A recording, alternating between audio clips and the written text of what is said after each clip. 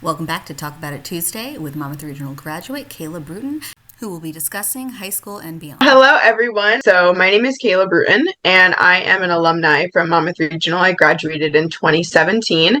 Mrs. Nappy's mindfulness class was running for the first time my senior year.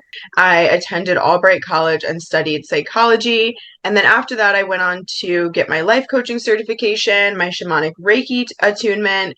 And in 2021, I launched my own business. It's called Emerge, and I work specifically with women in more of a holistic approach to help them connect deeper with their purpose and kind of clear out all of the things that could be keeping you from living the life that you might dream of or that you see within you. So I can kind of give a lay of the land from when I was in Monmouth Regional. I was an honors AP student. I took Mr. Nappy's Holocaust and Genocide class. I was in Mrs. Nappy's class, but I had both of the Nappies during my experience. And I was really focused in like the electives and things that I would take were around psychology because I knew that I wanted to go into the field of helping in some way.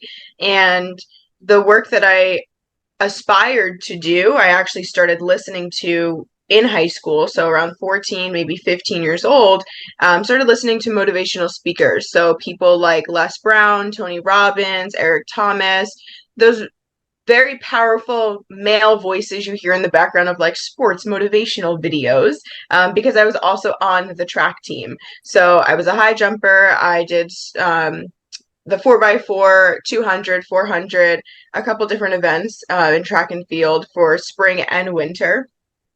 And I, till this day, believe that my experience on the track team is really what helped my body process all of the things that were happening in my life around me, and outside of school as well. And Mrs. Nappy's mindfulness class is really what supported my energy, my spirit, my heart during all that was happening in my life as well. So the classroom of the mindfulness classroom really became like a safe haven for me, a space for me to process, a space for me to really tune into my personal experience, because there's so many expectations and pressures and life events happening that this was the only classroom that I was able to go into, close my eyes, drop into my personal experience, and kind of let everything that was happening around me just kind of start to fall away, and really get clear on what it is that I desired to create for my life and what I wanted for my life, outside of maybe what other people might have been saying or doing. I knew that I didn't want to be in the typical setting because I had so much interest in so many different holistic modalities that the academic setting wasn't necessarily providing. Mrs. Nappy's class was the first time I ever heard of meditation and yoga and chakras and doshas and all of these things that really support us as whole human beings. And psychology really just looked at you from like your neck up.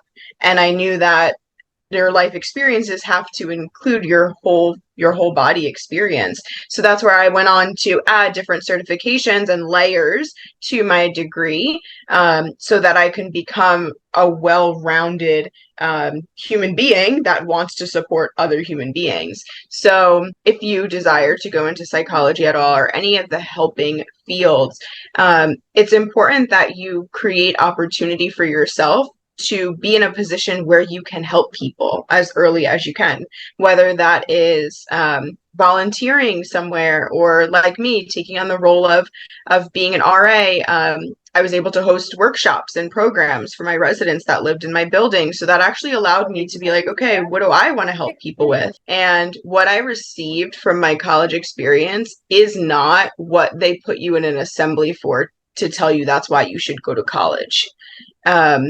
That doesn't mean that can't happen, right? My best friend since the fourth grade needed to go to college because she is now in medical school. Like, in order for her to become a doctor, that is the path that has to be taken for her to get to the thing she wants to do.